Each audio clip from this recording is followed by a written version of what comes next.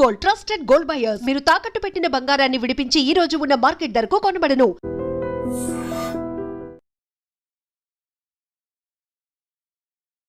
పాకిస్తాన్ వైపు నుంచి ఆ పెహల్గామ్ లాగా, ఉరీ లాగా, లేకుంటే పుల్వామా లాగా ఏదైనా మేజర్ అటాక్ జరిగితే భారతదేశం ఏం కావాలంటే చేసుకోవచ్చు అని చెప్పి that is the assurance which US has given. Obviously చాలా మటుకు జయశంకర్ గారు కానీ, ప్రధానమంత్రి గారు కానీ, రాజ్నాథ్ సింగ్ గారు కూడా, అమిత్ షా గారు చాలా క్లియర్గా చెప్పారు, నెక్స్ట్ అటాక్ దిస్.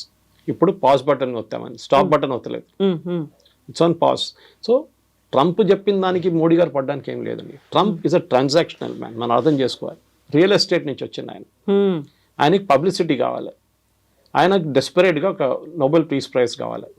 వీళ్ళిద్దరిని కల్పిస్తే నేను మళ్ళీ యుక్రెయిన్ రష్యాని కూడా చేసేస్తే నాకు ఒక నోబెల్ పీస్ ప్రైజ్ ఇస్తాను. క్లింటన్కి ఇచ్చారు ఒకసారి, ప్యాలెస్టైన్ ఇజ్రాయెల్ కాన్ఫ్లిక్ట్కి డీల్ చేసి యాసిర్ అరాఫాత్, ఇత్సాక్ రబీన్ కూడా ఇచ్చారు, నాకు కూడా కావాలని చెప్పేసి. ఆయన చేసిన స్టేట్మెంట్ ఆయన కంట్రీలోనే సీరియస్గా తీసుకోరు. మనం చూస్తుంటాయి, నిన్న యాపిల్ ఐఫోన్ గురించి ఒక ట్వీట్ పెట్టారు. అంటే నేను 25% డ్యూటీ పెడతానండి. ఎవరికి పోతుందండి? ఎవరు కడతారు ఎక్స్ట్రా 25%? కొంటున్నా యుఎస్ గవర్నమెంట్ కాదు, ఎవరు కొంటారో వాళ్ళు కడతారు. యుఎస్లో తయారు చేయాలంటే దానికన్నా ఎక్స్పెన్సివ్ అయిపోతుంది, డబుల్ ద రేట్ అయిపోతుంది ఫోన్ది. బయట ఎందుకు చేపిస్తారంటే వాళ్ళ వేజెస్ తక్కువ ఉంటుంది. ఇండియాలో ఉన్న వేజెస్ కానీ, చైనాలో ఉన్న వేజెస్ కానీ, వియట్నాంలో ఉన్న వేజెస్ తక్కువ ఉంటుంది. So that is why the phones are made here. యుఎస్లో ఇచ్చే జీతాలు ఇస్తే ఆ ఫోన్కి డబుల్ ద రేట్ అయిపోతుంది. సో వీ కెనాట్ అఫోర్డ్ అని చెప్పి అక్కడ. సో దానికి ట్వీట్ చేసి నేను వాడిని ధమ్కి ఇచ్చాను, నేను అది చెప్పాను. టిమ్ కుక్ ఏమైనా స్టేట్మెంట్ ఇచ్చారండి ఫ్రమ్ యాపిల్ సైడ్? నో. ఆయన షేర్ హోల్డర్స్ ఉన్నారు, వాళ్ళకి స్టేట్మెంట్ ఇవ్వాలి కదా, ఏం చెప్పలేదు. వీఆర్ కంటిన్యూయింగ్ బికాస్ యాపిల్ డైరెక్ట్గా భారతదేశంలో ఫోన్ తయారు చేయవు. ఇట్స్ కంపెనీ కాల్ ఫాక్స్కాన్ చేస్తున్నారు వాళ్ళు చాలామందికి తయారు చేస్తారు, ఫాక్స్కాన్ లాంటి కంపెనీ. సో వాళ్ళు చేస్తే పని వాళ్ళు చేస్తున్నారు. కానీ ట్రంప్ ధమ్కి ఇచ్చాడు మోదీ గారికి క్వాట్ అయిపోరు. అట్లా మంచి కాదండి. మనం we're not Manmohan Singh. Pokhran blast చేయడానికి ట్రై అయినప్పుడు తెలిసినప్పుడు నరసింహరావు గవర్నమెంట్ కానీ, మన్మోహన్ సింగ్ గవర్నమెంట్ కానీ ప్లాన్ చేసినప్పుడు తెలిసిపోయింది యూఎస్కి. ఆలోచించండి, క్యాబినెట్లో డిస్కస్ చేయగానే వాళ్ళకి తెలిసిపోయింది that India is going to conduct a nuclear test, underground nuclear test. ఆపేశారు, ప్రెషర్ పెట్టేశారు. అదే టైంలో వాజ్పేయి గారు గవర్నమెంట్ వచ్చినప్పుడు చూడండి ఏం చేశారు. Kalamji was there, George Fernandes was there. క్వైట్గా చేశారు, రాత్రిపూట పనిచేసి పొద్దున ఏం లేకుండా పెట్టేశారు, మొత్తం సాఫ్ చేసేసి మళ్ళీ రాత్రి పనిచేసి 3వ 4వ రోజులో we had a first test and after that 3 days తర్వాత ఇంకో టెస్ట్ చేసాం మనం. చేసాం కదా. సో ఇది ప్రాబ్లం అన్నమాట వీళ్ళకి. సో వీళ్ళకి రాహుల్ గాంధీ లాంటి వాళ్ళకి చెప్పడానికి చాలా ఈజీ. ప్రెషర్ పెట్టారు దానికోసం ఆపేసామని చెప్పేసి. ఎన్నిసార్లు యూఎస్ మన మీద ప్రెషర్ పెట్టారు మనకే తెలుసు. షిమ్లా అగ్రిమెంట్ ఎవరు చేయించారండి? ఇందిరాగాంధీతోని, జుల్ఫికర్ అలీ భుట్టోతోని. దానికన్నా ఒక సంవత్సరం ముందు బంగ్లాదేశ్ లిబరేట్ చేసిన మనిషిని 1 year తర్వాత మొత్తం ఇచ్చిన ల్యాండ్లన్నీ మనం ఇచ్చుకోవాల్సి వస్తుంది, including Hajipir. 1600 square kilometers we return to Pakistan Shimla అగ్రిమెంట్లో. ఎందుకు ఇచ్చారంటే స్ట్రాంగ్ లేడీ, ఐరన్ లేడీ, ఎందుకంటే యూఎస్ డిక్టేట్ చేశారు you have to give back this land అని చెప్పేసి. హాజీపీర్ అనేది చాలా పెద్ద హైట్లో ఉన్న మౌంటైన్. అది మన చేతిలో ఉంటే మన కార్గిల్ మనకే ఉంటుండే ఎప్పుడు దాకా. కానీ అప్పుడు కార్గిల్ జరిగిన వార్ జరగదు, కానీ వీ గేవ్ ఇట్ అవి ఇచ్చేసాం. అది చేసి చాలా తప్పులు ఉన్నాయి అట్లాంటిది. అప్పుడన్నీ మనం చెప్పుకొని వస్తే చాలా ఉన్నాయి. యూఎస్ ఇంటర్ఫియర్ చేసింది, కేజీబీ ఇంటర్ఫియర్ చేసింది దానికన్నా ఎక్కువ. కేజీబీలో మిట్రోకిన్ ఆర్కైవ్ చూస్తే మీరు, one of the spice who defected to US, his name is మిట్రోకిన్. ఆయన రాసిన ఒక పుస్తకం ఉంది మిట్రోకిన్ ఆర్కైవ్స్ అని చెప్పి. దాంట్లో ఓపెన్గా చెప్తున్నారు ఇందిరాగాంధీ క్యాబినెట్లో 3 మంత్రులు union ministers were KGB spies. KGB కోసం స్పైయింగ్ చేస్తున్న మనుషులు. వాళ్ళు ఏ క్యాబినెట్ మీటింగ్లో ఏ నిర్ణయం తీసుకుంటే నెక్స్ట్ మినిట్ మాస్కోకి తెలిసిపోతుంది. We're talking of the cold war days. ఆలోచించండి. సో మోదీ గారు ట్రంప్ చెప్పారని చెప్పి పడ్డం ఏం లేదండి. వీ విల్ ఎప్పుడు ఆపాలని మనకు తెలుసు. We cannot continue. మీరు బిలీవ్ చేయరు, ఆఫ్టర్ ద బంగ్లాదేశ్ వార్ మన కంట్రీ 4 సంవత్సరాలు బ్యాంక్రప్ట్ అయిపోయిందండి. ఏం చేయక్కర్లేదు. మీ ఇందిరాగాంధీ గారు చేసినట్లనే మోదీ గారు చెప్పాలి, సరే యుద్ధం కావాలన్నా మీకు ఒక డెఫినెట్గా చేయదు, ఒక పని చేస్తాను, రేపటి నుంచి పెట్రోల్ ప్రైస్లు 3 రూపాయలు పెంచేస్తాను, నాకు యుద్ధం నడిపించాలి కదా, డబ్బులు కావాలి కదా. అప్పుడు చూడండి, అప్పుడు మారిపోతుంది డైలాగ్. ఎందుకు యుద్ధం అవుతుంది, 3 రూపాయలు పెట్రోల్ నేను కట్టాను. So every war comes with a price అంటారు. హ్యూమన్ ప్రైస్ ఉంటుంది, బడ్జెట్ ఉంటుంది, ఈ 2 ఉండాలి. ఎందుకంటే మిసైల్ ఫైర్ చేస్తే ఒక్కొక్క మిసైల్కి ఎంత పడుతుంది? S-400 $1 million పడుతుంది. So you cannot afford it. So కావాలంటే నడిపిస్తాం, కానీ ఏమండి, what is the end? Russia Ukraine కొట్టుకున్నట్లు కొట్టుకుంటే పోతాం, వాళ్ళు మన మీద వేస్తారు, మనం వాళ్ళ మీద వేస్తాం, మళ్ళీ వాళ్ళు మన మీద వేస్తారు. చిన్నపిల్లల ఆట కాదు కదా. So you have to have that maturity. అదే మళ్ళీ రిటర్న్ అదే పాయింట్కి వస్తాను అనమాట. ఎమోషనల్ మెచ్యూరిటీ లేదు. ఏదైనా మన ఇంట్లో కూడా డిస్కస్ చేస్తున్నప్పుడు కూల్గా ఆలోచించాలి ఏదైనా కానీ. Something similar should be done when you're dealing with politics also. So ఇప్పుడు మనం పాకిస్తాన్ నుంచి ఇక్కడికి వచ్చిన వాళ్ళు అక్రమంగా ఉన్నారు, లేకుంటే వీసా గడువు ముగిసిపోయింది, ఇమ్మీడియట్గా వాళ్ళని పంపించేసాము ఒక డెడ్ లైన్ అనేది పెట్టుకొని. ఇప్పుడు అలాంటి గడువే మే 30 వరకు ఉంది. వివిధ దేశాల నుంచి అక్రమంగా మన దగ్గరకు వచ్చిన వాళ్ళు అథెంటిక్గా వాళ్ళు ఉంటే ఓకే, అదర్వైజ్ మీరు వెళ్ళిపోండి అనే మాట. ఇప్పుడు ఇక్కడ ఒక రకమైనటువంటి కాన్ఫ్లిక్ట్ ఏమైనా కనిపిస్తుందా? వివిధ దేశాల నుంచి వచ్చారు, అందులో చాలా వరకు రోహింగ్యాలు వీళ్ళంతా ఉన్నారు, అందులో వాళ్ళ మీద సర్జికల్ స్ట్రైక్ చేయాలి అనేటువంటి ఒక మాట కూడా గతంలో వినిపించింది. సో ఇక్కడ ఇంటర్నల్గా ఇంతమంది ఉన్నారు అనుకున్నప్పుడు డీల్ చేయాల్సింది ఎలా అంటారు? స్ట్రాటజీ ఎలా ఉండాలంటారు? మా యూఎస్ చేస్తున్నారండి, ఇల్లీగల్ వీసా పంపించేస్తున్నారు కదా అందరినీ. అలాంటిది మనం ఇప్పటిదాకా చేయలేదు కదా. చేయలేదు, అది ప్రాబ్లం. మన 140 కోట్ల మంది పాపులేషన్ ఉన్న దాంట్లో సుప్రీంకోర్టు మనం చెప్పారు మనం ధర్మశాల కాదు ఇది. ఇదే రోహింగ్యాలు పాకిస్తాన్కి ఎందుకు వెళ్ళలేదండి? ఇదే రోహింగ్యాలు ఆఫ్ఘనిస్తాన్కి ఎందుకు వెళ్ళలేదండి? ముస్లిమ్స్ కదా వాళ్ళందరూ. సౌదీ అరేబియా తీసుకోవాలి ఉండే వాళ్ళని, యూఏఈ తీసుకోవాలి ఉండే, ఓపెన్ ఆర్మ్స్ ప్లీజ్ కమ్. ఖతార్లో వీళ్ళు టెర్రరిస్ట్ లీడర్స్ అందరూ అక్కడే కూర్చుంటారు. ముస్లిం బ్రదర్హుడ్ కానీ, ఐసిస్ కానీ, అల్ఖైదా కానీ, హమాస్ వీళ్ళందరూ ఖతార్ తీసుకోవాలి ఉండే, బహరీన్ తీసుకో, ఓపెన్గా యాక్సెప్ట్ చేయాలి. రండి మీరు రోహింగ్యా ముస్లిం, మాదే ముస్లిమ్స్, యూఆర్ సేమ్. వాళ్ళు తీసుకోకుండా భారతదేశంలో వచ్చి కూర్చున్నారు ఎందుకండి? నాకు అర్థం కాదు. అండ్ పంపిస్తే వీళ్ళేమో కాలిన్ గన్జాల్స్ లాంటి వాళ్ళు సుప్రీంకోర్టుకి వెళ్ళి బోట్లో తీసుకెళ్ళి, అండమాన్లో తీసుకెళ్ళి థాయిలాండ్ దగ్గర పడేశారు, మయన్మార్ దగ్గర పడేశారు అంటున్నారు. మన దేశంలో ఇల్లీగల్గా వచ్చారు, మీరు లీగల్గా రాలేదు. యుఎన్హెచ్సిఆర్ కార్డ్స్ ఇచ్చారు, United Nation human right commission, కానీ we are not a signatory to that commission.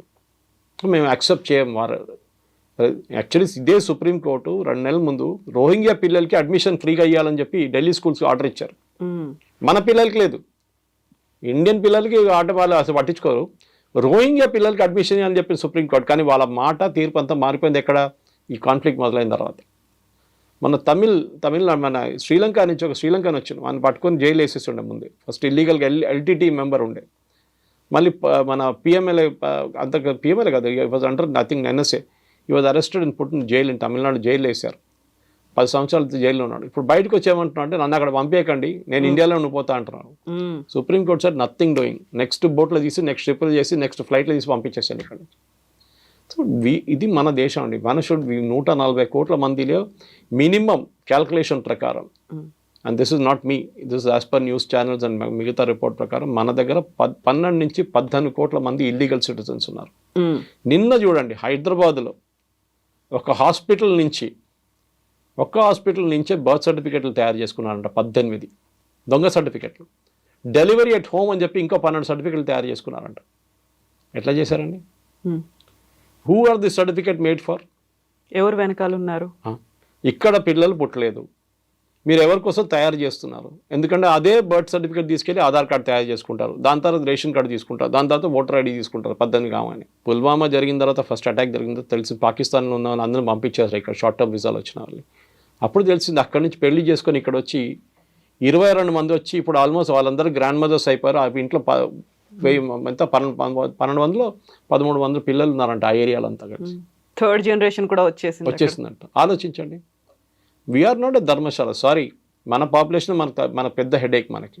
వీళ్ళకి తిండి ఎందుకు పెట్టాలండి? మనం ఫ్రీ రేషన్లు ఎందుకు ఇవ్వాలండి వీళ్ళకి? వాళ్ళ దేశం ఉన్నారు, వాళ్ళు అక్కడ వెళ్ళియండి. We don't want. First of all ఇది అస్సాంలో జరిగింది, మీకు గుర్తుంటుంది. అస్సాంలో పెద్ద అజిటేషన్ జరిగింది when Rajiv Gandhi was the prime minister. All Assam students union వాళ్ళు అక్కడి నుంచి బంగ్లాదేశ్ నుంచి వచ్చిన ఈవెన్ హిందువులు కూడా, వాళ్ళు ముస్లిమ్స్ వస్తారు కాదు, హిందువులు కూడా వ్యతిరేకించారు. వాళ్ళు మా దగ్గరికి ఎందుకు వస్తున్నారు? భారతదేశంలో ఇంకా మిగతా స్టేట్స్ ఉన్నాయి కదా, అక్కడికి వెళ్ళొచ్చు కదా మీరండి. అస్సాంలో 21 కాన్స్టిట్యున్సీలో డెమోగ్రఫీ మారిపోయిందండి సడన్గా. హిందూ మెజారిటీ ఉన్న కాన్స్టిట్యున్సీ ముస్లిం మెజారిటీ అయిపోయింది. మన ఏఐయుడిఎఫ్ పార్టీ అక్కడి నుంచే ఫామ్ అయింది, బంగ్లాదేశ్ నుంచి వచ్చిన వాళ్ళందరూ కలిపి. వాళ్ళకి ఇప్పుడు పార్లమెంట్ సీట్ ఉంది, వాళ్ళకి అసెంబ్లీ సీట్స్ ఉన్నాయి, గెలిచారు వాళ్ళు సీట్లు, మెజారిటీ అయిపోయారు వాళ్ళు. ఎట్లా అయ్యారండి అది?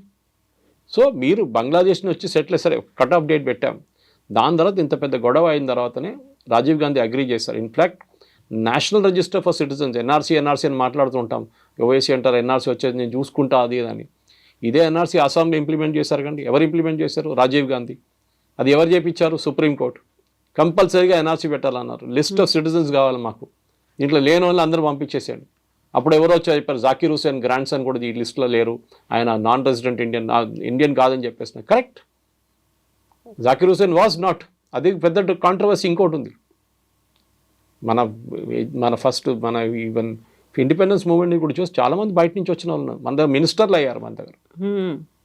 సో దిస్ ఇస్ వాళ్ళు రోహింగ్యా ఇల్లీగల్స్, సింపుల్. వచ్చారు, మీరు ఒక సంవత్సరం ఉండండి, దాని కావాలంటే దాని తర్వాత వెళ్ళిపోండి ఇక్కడ నుంచి. మా దగ్గర మాకు రెస్పాన్సిబిలిటీ లేదు, మమ్మల్ని అక్కడ తీసుకెళ్తే వాళ్ళు చంపేస్తారు. దట్ ఈస్ యువర్ ప్రాబ్లం, నా ప్రాబ్లం కాదండి. అది మీరు మీ పాలిటిక్స్ మీరు ఆడుకుంటున్నారు, మాకు తెలియదు అదంతా. మనకి ఇనఫ్ హెడేక్స్ ఉన్నాయి ఇక్కడ. పాకిస్తాన్ నుంచి వచ్చిన వాళ్ళు కానీ, బంగ్లాదేశ్ నుంచి వచ్చిన వాళ్ళకి, పాకిస్తాన్ నుంచి వచ్చిన వాళ్ళకి, బంగ్లాదేశ్ నుంచి వచ్చిన వాళ్ళ హిందువులకి, మిగతా పార్సీస్ కానివ్వండి, జైన్స్ కానీ, క్రిస్టియన్స్కి మనం సపరేట్గా సిఏ తయారు చేస్తాం కదా. ఆఫ్ఘనిస్తాన్ నుంచి కూడా వాళ్ళు వచ్చి సిటిజన్షిప్ తీసుకోవచ్చు ఎప్పుడైనా, ఇప్పుడు కూడా తీసుకోవచ్చు. ముస్లిమ్స్ కూడా తీసుకోవచ్చు. అద్నాన్ సామీకి సిటిజన్షిప్ ఇచ్చామా, ఇది పాకిస్తానీ. ఆ వెయిటింగ్ పీరియడ్ ఉంటుంది ఒకటి. దాని తర్వాత గవర్నమెంట్ ఇంటెలిజెన్స్ రిపోర్ట్ అన్ని చూసుకొని సిటిజన్షిప్ ఇస్తారు. సో రోహింగ్యాలు పంపించాల్సింది చాలా క్లియర్ స్ట్రాటజీ, అంటే దీనిలో డౌటే లేదు. రోహింగ్యా అని కాదు, ఎవరైనా కానివ్వండి, బంగ్లాదేశ్లో ఇక్కడి నుంచి వచ్చిన వాళ్ళు కానీ, if they're illegally staying here వాళ్ళని రిటర్న్ పంపించాల్సి. ట్రంప్ చేస్తున్నారు, ఇప్పుడు యూకే చేస్తున్నారు, అందరు చేస్తున్నారు. సో సురేష్ గారు, ఇక్కడే 2-3 రకాలుగా డౌట్స్ వస్తున్నాయి. ఒకటేమో ఆపరేషన్ సింధూర్ అని పాకిస్తాన్లో ఉన్నటువంటి టెర్రరిస్ట్ క్యాంపుల మీద అటాక్ చేశాం, ఇక్కడ ఉన్నటువంటి ఇల్లీగల్ ఇమ్మిగ్రెంట్స్ని పంపించేయాలి అనేది చూస్తున్నాం.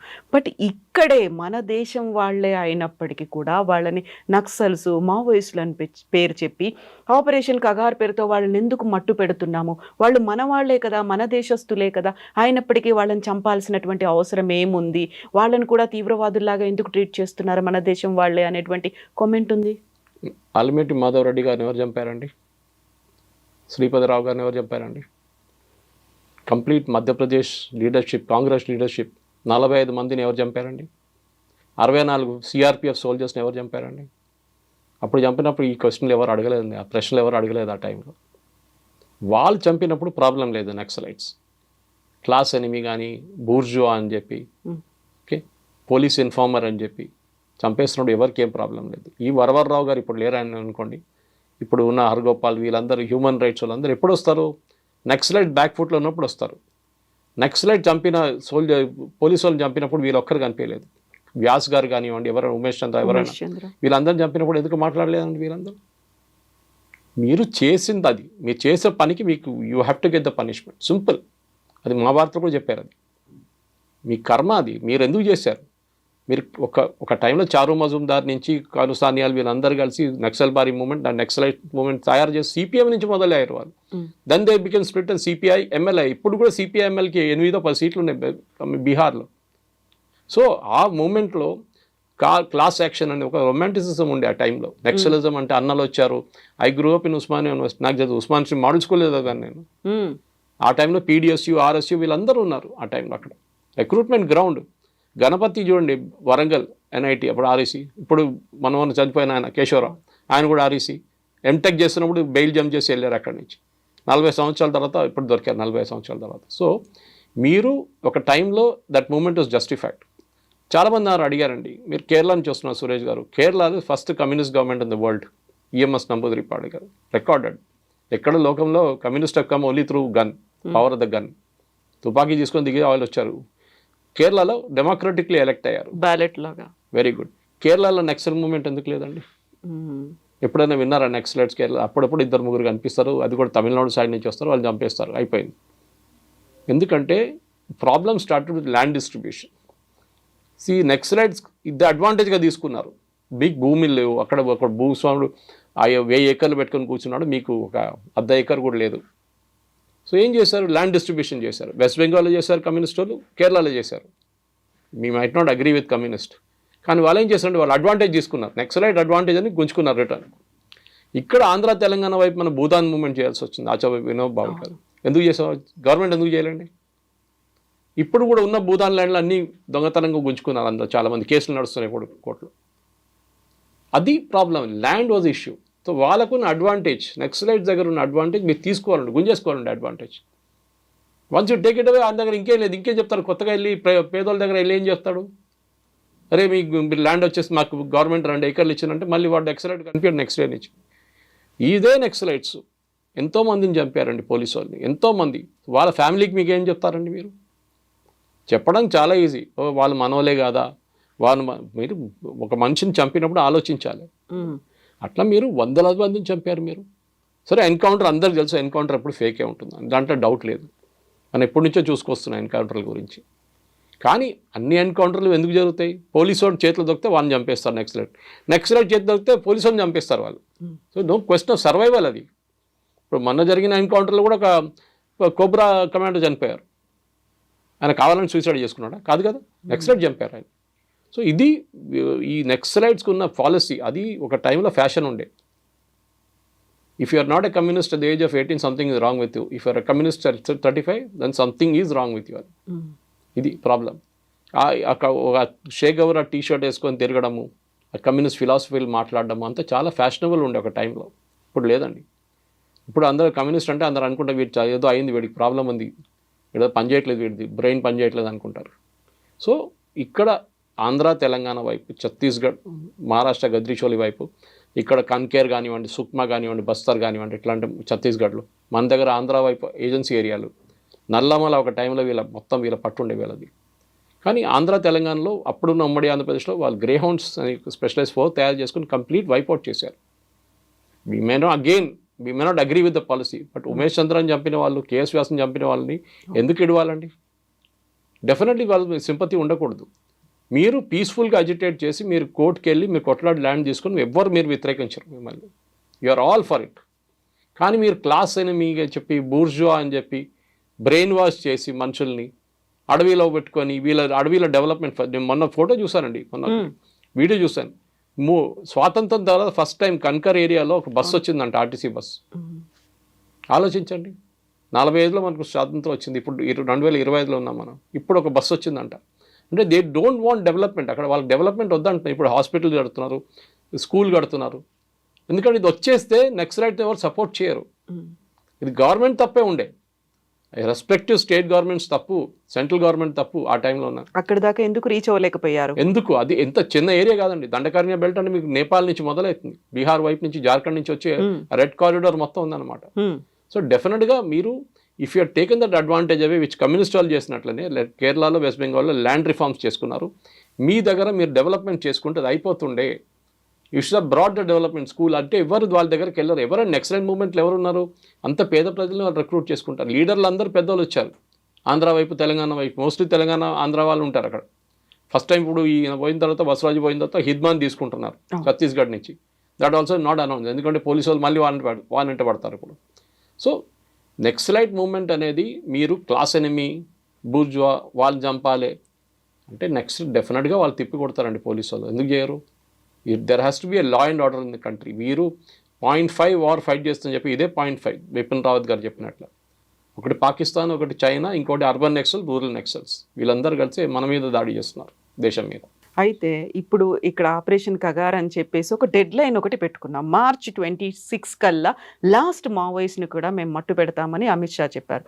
ఇదే మాట పాకిస్తాన్ విషయంలో, కశ్మీర్ విషయంలో ఎందుకని చెప్పలేకపోతున్నారు అనే మాటకి ఏం డెడ్ లైన్ ఇవ్వాలండి కాశ్మీర్లో? What dead line should we have?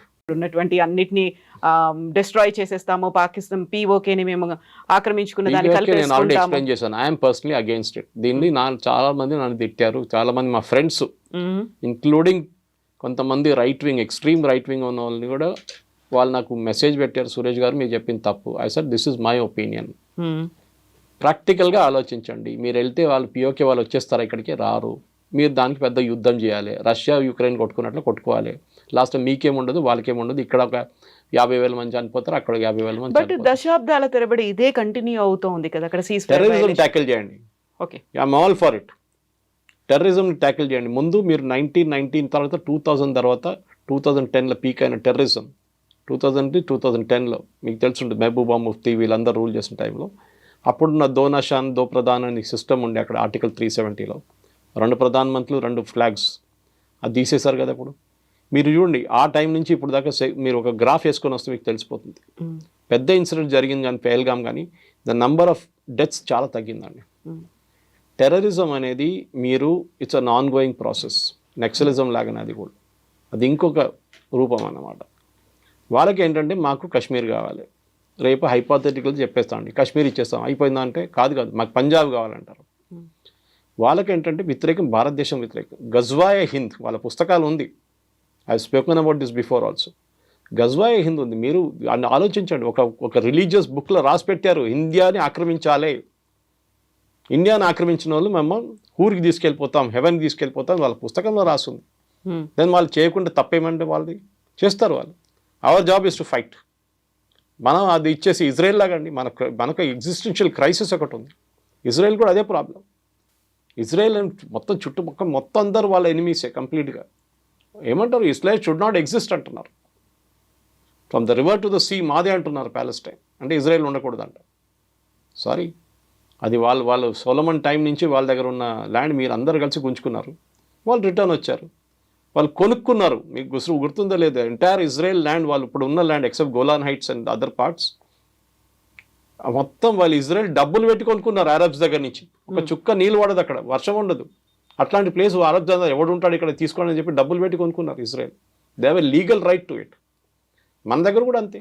అప్పుడు చేసిన రాజా హరిసింగ్ చేసిన తప్పు, ఆ టైంలో ఇండియన్ ఆర్మీని పిలవకపోవడంలో దాని జరిగిన తప్పులు అంతా. అది we're correcting a historical wrong అంతే. దాన్ని రైట్ చేసేస్తున్నాం. సరే, డెడ్ లైన్ పెట్టి ఇక్కడ అమిత్ షా గారు చెప్పినట్లయితే 2026 మార్చ్ కల్లా మొత్తం అందరిని ఫినిష్ చేసేస్తామంటే, కాశ్మీర్లో అట్లా చెప్పలేము. మనం 70 సంవత్సరాల నుంచి కొట్టుకుంటున్నాం అంటే అక్కడ జరుగుతుంది. ఇంకా you're fighting a civilisational battle. ఆలోచించండి, అసీమ్ మునీర్ అన్నారు, they are Hindus, we're Muslims, we're Islamic. వాళ్ళని 2 నేషన్ థియరీ ప్రకారం వాళ్ళు ఉండకూడదు. పాకిస్తాన్ వచ్చింది ఎందుకు? Because they hate Hindus, separate nation for Muslims అని తీసుకున్నారు వాళ్ళు. కానీ చాలామంది ముస్లిమ్స్ ఇక్కడ ఉండిపోయారు. అంబేద్కర్ గారు చెప్పారు చేసిన తప్పు, అది చాలా పెద్ద తప్పు. కంప్లీట్ ట్రాన్స్ఫర్ ఆఫ్ పాపులేషన్ జరగలేదు, అది జరగాలి ఉండే. సరే, ఈ షుడ్ పుట్ డెడ్ లైన్. కానీ ముందున్న టెర్రరిస్ట్ యాక్టివిటీ చాలా తగ్గింది. Now there is a very resolute action. నేను స్టార్ట్లో కూడా మీకు చెప్పాను, ఏ రోజు నెక్స్ట్ ఇన్సిడెంట్ జరుగుతుందో ఆ రోజు మళ్ళీ యుద్ధం మొదలవుతుంది. ఇప్పుడు వాళ్ళకి తెలుసు, గర్మే గుస్కే మారేంగే. మోదీ గారు ఒట్టే చెప్పలేదు, గర్మే గుస్కే మారైతే. ఏడ్చుకున్నారు, మస్జిద్లో ఉన్న మహిళలు చనిపోయారు. 1 గంటకు రాత్రి మస్జిద్లో మహిళలు ఏం చేస్తున్నారండి, పిల్లలు ఏం చేస్తున్నారు? ఈ రెండింటి మధ్యలో మనం ఆపరేషన్ కగార్ని దానికి లింక్ పెట్టి చూడడం. సో దీనికేమో ఒక డెడ్ లైన్ పెట్టుకున్నాము, దానికి ఎందుకంటే డెడ్ లైన్ పెట్టుకోకుండా ఒక పాజ్ పెట్టుకొని డెకేడ్స్ టుగెదర్ ఎలా ఎదురు చూస్తున్నాము ఆ యాంగిల్. కరెక్ట్. ఈ నెక్స్ట్ రైట్ మూమెంట్ ఉంటుందండి. డెడ్ లైన్ దానికి ఉండాల్సిందే. కానీ ఈ చెప్పినట్లు మీరు కశ్మీర్ వైపు టెర్రరిజంని ఇవాళ ఆపేసి ఏదో నీళ్ళు వస్తున్న ట్యాపులు బంద్ చేయడం కాదు. దానికి పొలిటికల్ ఎలిమెంట్ ఒకటి ఉంది, సెక్యూరిటీ ఎలిమెంట్ ఒకటి ఉంది. మనం చాలా మటుకు టెర్రరిజం తగ్గించాము. అక్కడ టైం పడుతుంది, ఓవర్ నైట్ జరగదు ఇదంతా. ఇజ్రాయెల్ ఎన్నో సంవత్సరాల నుంచి కొట్టుకుంటున్నారు టెర్రరిజంతో. మనకు కూడా అదే ప్రాబ్లం ఉంది. ఎందుకంటే ఒక రిలీజియస్ ప్రాబ్లం ఇది. It is not a security issue. అట్లా ఒట్టిగా పాకిస్తాన్ క్రియేట్ చేసింది ఒక రిలీజియస్ కోసం, సపరేట్ కంట్రీ ఫర్ ముస్లిమ్స్ అని చెప్పారు. దానికోసం వాళ్ళకి ఇచ్చాం. అంబేద్కర్ గారు కానివ్వండి, గాంధీ గారు కానివ్వండి, నెహ్రూ గారు, వీళ్ళందరూ అగ్రీ చేసింది అది. కానీ దాని తర్వాత వాళ్ళు ఏమంటున్నారు, ఇప్పుడు మాకు కాశ్మీర్ కావాలి, దాని తర్వాత పంజాబ్ కావాలంటారు. అరే మీకు ఇచ్చాం కదా నాయన. ఆ టైంలో కాశ్మీర్ లేకుండే కదా, మ్యాప్లో మీకు కాశ్మీర్ డ్రా చేసి ఇచ్చారు ఎవరైనా? మీకు ఇచ్చిన ప్లేస్తో మీరు హ్యాపీగా ఉండాలండే. మీరు వచ్చి తర్వాత కాదు ఇది ముస్లిం మెజారిటీ స్టేట్ మాకు కావాలని చెప్తే ఆ టైం జరగదు. అట్లా ఉంటే చాలా ఉన్నాయి మా అడగడానికి. సో మీకు వచ్చింది మీరు పెట్టుకోవస్తుంది. ఎవరో ఫెయిల్డ్ స్టేట్, మీద డబ్బులు లేవు, మీరు మొత్తం ఎడ్యుకేషన్ మీరు షాంబుల్స్లో ఉంది. ఇక్కడ ఇండియా డెవలప్మెంట్ చేసుకుని మా మీద వాడకండి, వచ్చి మీరు ఎక్కడున్నారు అక్కడ ఉండండి. కానీ మా మీద దాడి చేస్తే మనం గర్మే గుస్కే మారేంగా చేసే ఉంటాం మనం. దానికి డెడ్ లైన్ లేదు, ఏం లేదు, ఎప్పుడు కావాలంటే కొడతాం మనం. Just waiting for their response. వాళ్ళు ఎలా బిహేవ్ చేయాలంతే. మా మీద ముందు గాంధీ గారు చెప్పారు, ఒక చంప కొడితే ఇంకో చంప, ఇప్పుడు ఒక చంప కొడితే ఇంకో తల కోసేస్తాం మనం. ఆ స్టేట్కి వచ్చేస్తాం మనం. ఇప్పుడు వీఆర్ నాట్ ఫ్రస్ట్రేటెడ్. కానీ ఎన్ని రోజులు ఉంచుకుంటాం వీళ్ళని ఇట్లాంటి ఈ టెర్రరిజాన్ని? ఒకసారి తిప్పి కొడితే అప్పుడు గుర్తొస్తుంది వీళ్ళకి. సర్జికల్ స్ట్రైక్ చేస్తే క్వైట్ అయిపోయారు, పుల్వామా చేశారు క్వైట్ అయిపోయారు, కొట్టిన తర్వాత బాలకోట్లో. ఇప్పుడు ఇది దీని తర్వాత ట్రై చేస్తే మళ్ళీ చూడండి, నెక్స్ట్ టైం పాకిస్తాన్ అనే దేశం అందరు చెప్తారు బాంబే వేసి ఫినిష్ చేయాలి, అట్లా జరగదు. కానీ we can kill them slowly. వాళ్ళు చెప్పారు ఒక టైం ఇండియాకి, we'll kill India with 1000 cuts అని చెప్పి. జియావుల్ హక్ టైం నుంచి బెనజర్ భుట్టో దాకా టైం దాకా చెప్పుకుంటూ వస్తారు. అది we'll also do the same thing to Pakistan. Slowly ఇది కప్పని నీళ్ళు వేస్తే బయటికి దుంకేస్తుంది, అది వేడి నీళ్ళు వేస్తే. కానీ మీరు చల్ల నీళ్ళు పెట్టి మెయిన్లీ గరం చేయండి, కప్పకి తెలియదు ఏమవుతుందని. Same case Pakistan. Slowly we should finish them off. ఒకటేసారి కొట్టక్కర్లేదు. Economically we are finishing them off. నీళ్ళు బంద్ చేసేసాను ఇప్పుడు. That is the bigger thing than war. యుద్ధం కన్నా పెద్ద అది. అదే చెప్తున్నారు వాళ్ళు, చెప్పారు చూడండి, నీళ్ళు ఆపేస్తే యుద్ధం అవుతుందని. వాళ్ళకి ఈ భయం లేదు. నీళ్ళు రాకపోతే వాళ్ళకి భయం ఉంది. సింధు వాళ్ళు కొడతారు, వచ్చి పంజాబీ వాళ్ళు పడతారు. ఆల్రెడీ చేస్తున్నారు వాళ్ళు ఇప్పుడు గొడవ అక్కడ. We will do it. Our own way. ఇన్ని సంవత్సరాలు చేయలేదు, ఇప్పుడు చేసి చూపించాం మనం. డిప్లొమాటిక్గా. డిప్లొమాటిక్గా, స్ట్రాటజిక్గా, both. Yes sir, thank you so much Suresh garu. Thank you.